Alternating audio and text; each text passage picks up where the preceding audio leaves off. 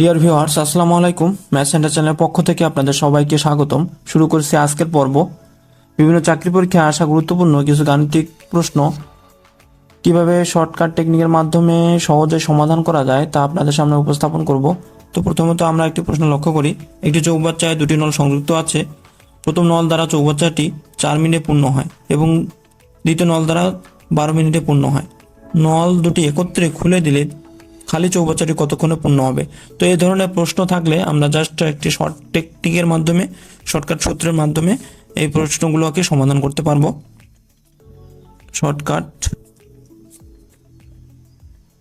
টি সমান লিখব, প্রথমে যদি প্রথম নল দ্বারাও পূর্ণ এবং দ্বিতীয় নল দ্বারাও পূর্ণ হয় এই কথার উল্লেখ থাকে, সেক্ষেত্রে আমরা 4 এবং 12 অর্থাৎ এই অংশটা গুণ করে দেব, 4 গুণ 12, এবং পরবর্তীতে আমরা 4 যোগ 12 দেব, অর্থাৎ উপরে গুণফল নিচে যোগফল। তাহলে গুণফল কত হবে?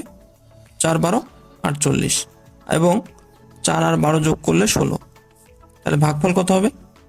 3। তাহলে চৌবাচ্চাটি উভয় নল দ্বারা 3 মিনিটে পূর্ণ হয়। তাহলে আমাদের অ্যান্সার হবে খ। আরেকটি প্রশ্ন আমরা লক্ষ্য করি। 10 টাকায় 12টি দরে জিনিস ক্রয় করে 10 টাকায় 8টি দরে বিক্রয় করলে শতকরা কত লাভ বা ক্ষতি হবে? তাহলে এখানে আমরা একটু লক্ষ্য করি যে 10 টাকায় 12টি ক্রয় করছে এবং 10 টাকায় 4টি বিক্রয় করছে, তাহলে কি অবশ্যই লাভ হয়ে গেছে। তাহলে এখানে আমরা কত লাভ বা ক্ষতি হলো সেটার শর্টকাট সূত্রের মাধ্যমে সমাধান করব।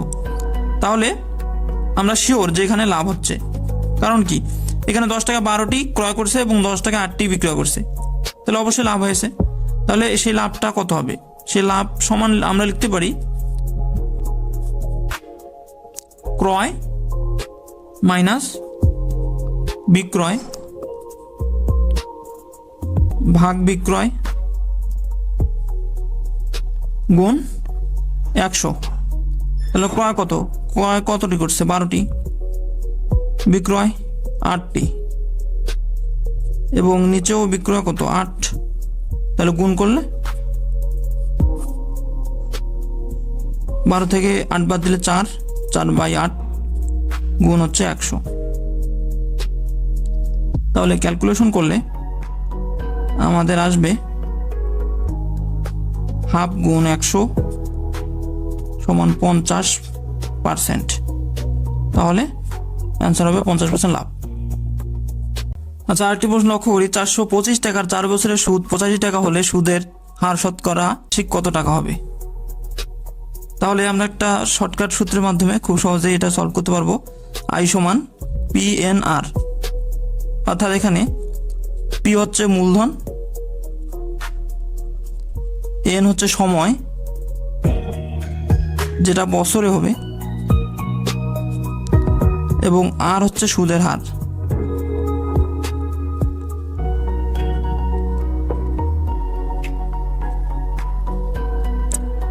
তাহলে এখানে আই কি? আই হচ্ছে মুনাফা বা সুদ।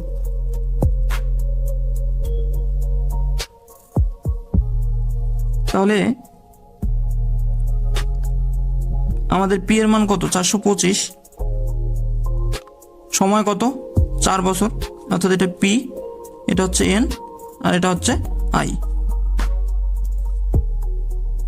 তাহলে এন এর মান হচ্ছে 4 বছর, আর এর মান হচ্ছে আর, অর্থাৎ এটাই আর এর মানটাই আমাদের বের করতে হবে। এবং সুদ কত? অর্থাৎ মুনাফা 85।